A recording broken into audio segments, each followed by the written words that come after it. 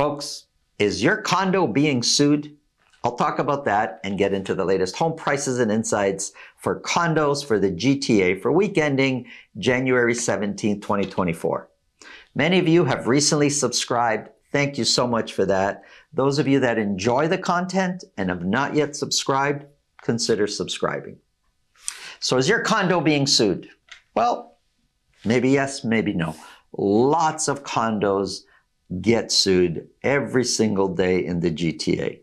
It may be something serious, it may not be. For example, if somebody trips and falls on the ice in front of your condo, or inside after it gets mopped and somebody slips on the water, they may choose to sue the condo, slip and fall.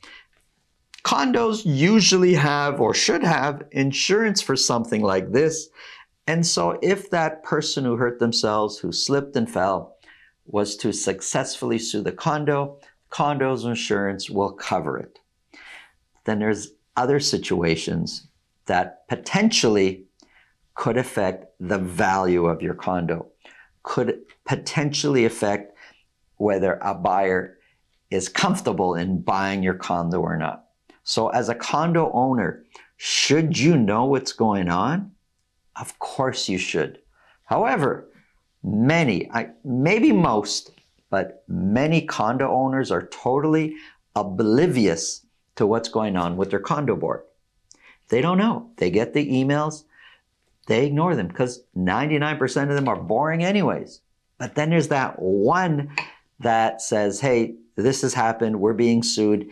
If we lose, it's going to cost this much. We can't afford it. We don't have the money in reserve to repair this problem. Whatever the case may be, it's going to affect you living in that condo. It's going to affect your value of the condo. It's going to affect whether you get the money you think you're going to get if you're going to sell it. It may even affect financing, a buyer trying to get financing for your condo.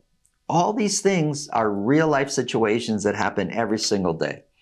I'll give you a personal situation with a buyer client. Last year, we were looking to buy a condo. We found this beautiful, beautiful condo, great view of the lake. My client's very excited, very reasonable price. We put in an offer, we're negotiating, and we buy it conditionally. The condition was that the lawyer reviews the status certificate, the lawyer for my client.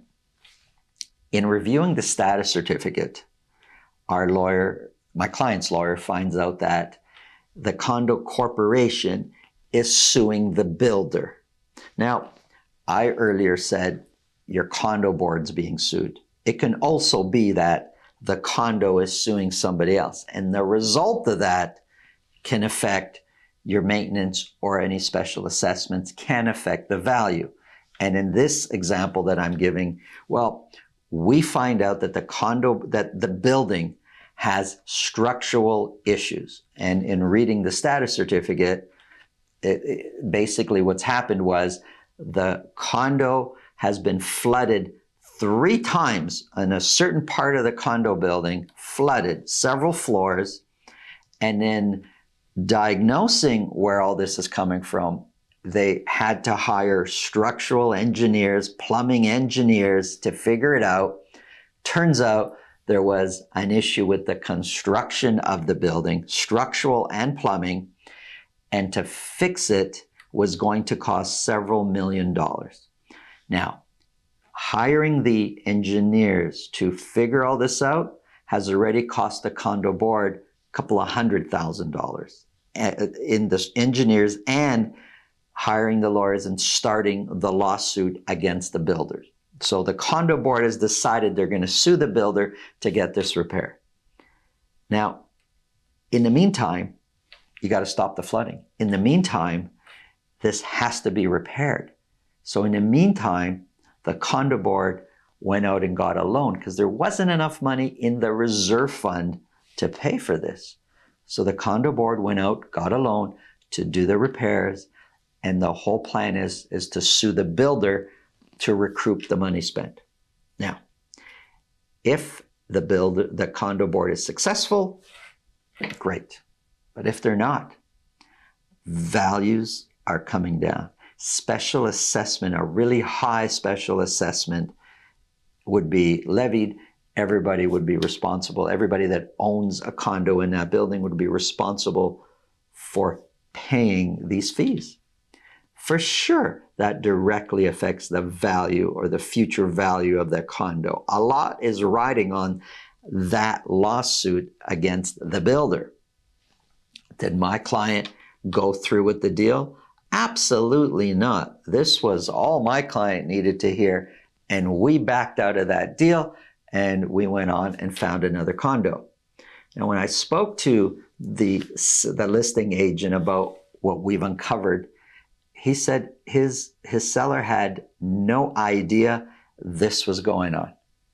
And I thought, maybe so, because I know lots of homeowners or condo owners are, again, oblivious to what's going on in their own condo board. But the agent, I think he knew because he sent me the status. Could it be that he didn't read it? Of course, it could be. But the bottom line is your condo may be being sued. It is a normal practice in business that lawsuits come out in or against or for condo buildings. Some of them not so serious, and it's just part of everyday business. Others are very, very serious. And you really, if you're a condo owner, part of that responsibility is knowing what's going on with management of your condo building. It can affect the value of your condo. If you feel this video can help somebody you know, please pass it along. Excuse me. If you get value from what we're talking about, pass it along. If you want to speak with me about your real estate situation, it's really simple. Up here, there's a link to my calendar. Down below in the description, there's a link to my calendar. Click on that, book a time that's convenient for you. We'll talk about whatever's on your mind. Now, let's get into the numbers.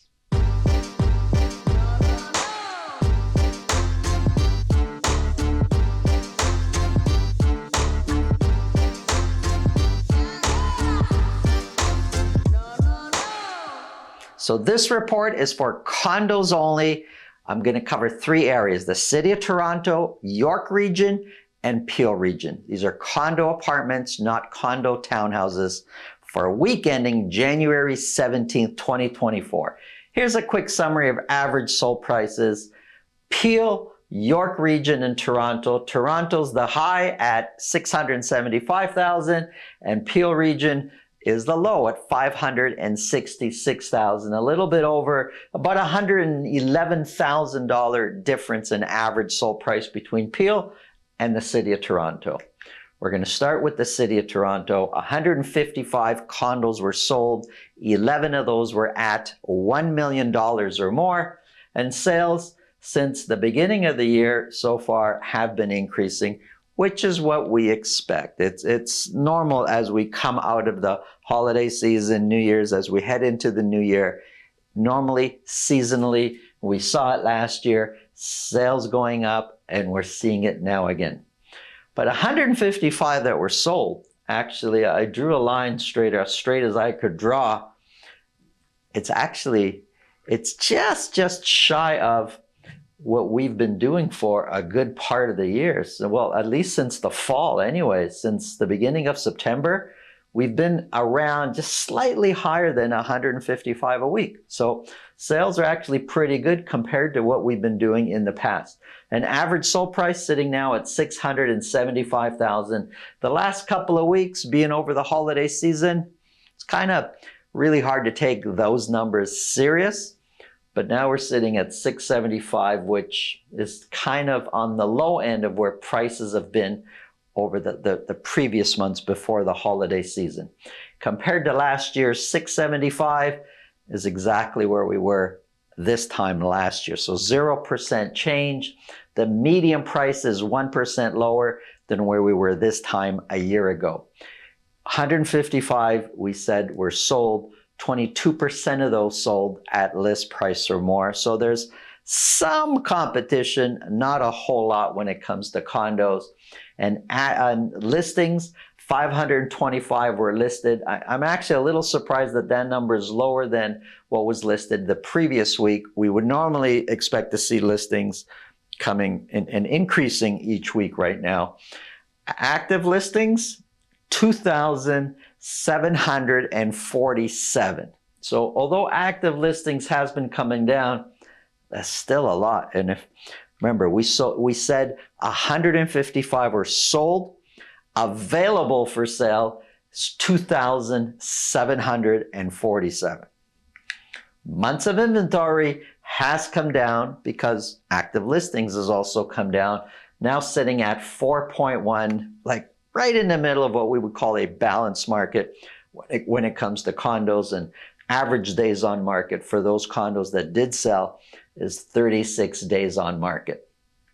That's all the city of Toronto. Let's break it down into 9 different areas. If I can get my clicker working. Oh, there we go. So 4.1 we said is months of inventory for the whole city when it comes to condos. Well, some of these neighborhoods are outperforming all of the city of Toronto. Scarborough, 3.2 months of inventory. East York, Riverdale Beaches area, not a ton of condos, but there are some. 2.8 months of inventory. Etobicoke, 3.9 months of inventory. And then we start looking at, say, downtown Toronto, which is where most of the condo sales happen. Just in downtown, average price is $721,000.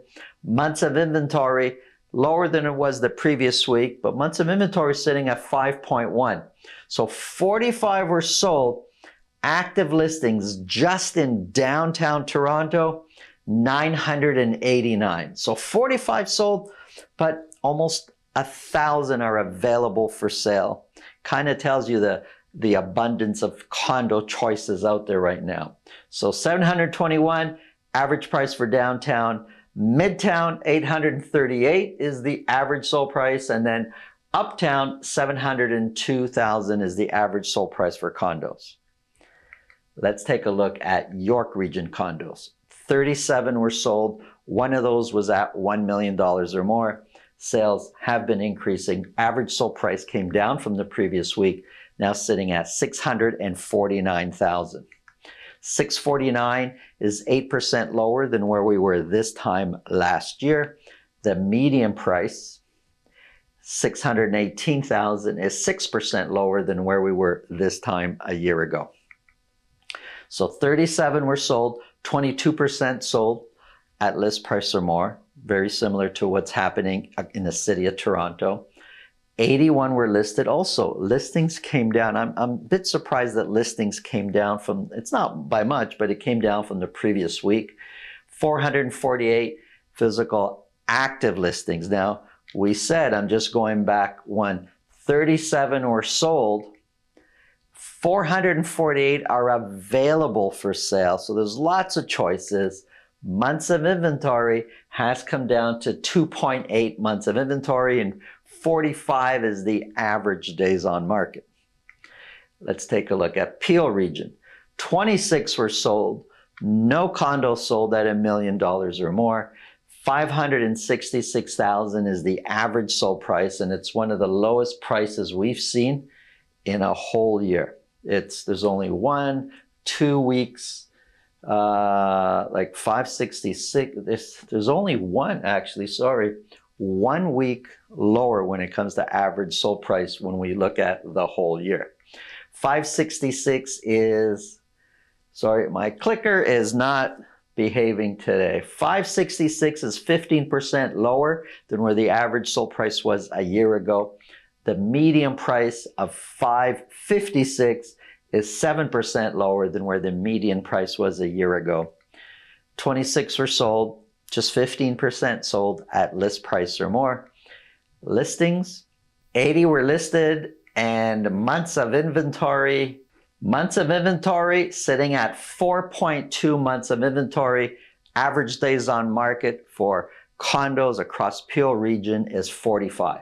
Now I should say most of these condos are being bought and sold in Mississauga versus say Brampton or Caledon and other parts of Peel region, but the majority is across Mississauga. Here's a quick summary. We're pretty much sitting in a balanced market, but depends on which condo building you're looking at. Some condos are more favorable, some buildings are more favorable than others. So you might see in some buildings a bit of a scarcity when it comes to listings, and therefore there's the 1 or 2 listings that are really, really nice that rarely come up and buyers want to buy there. You're going to see sales really quick, really fast, maybe even multiple offers. And then there's other buildings, which is kind of the majority right now, where there's lots of listings, lots of choices. You don't have to trip over yourselves to buy them. And sellers, if, depending on what type of condo you're selling, price accordingly. Thanks for watching. Have an awesome day.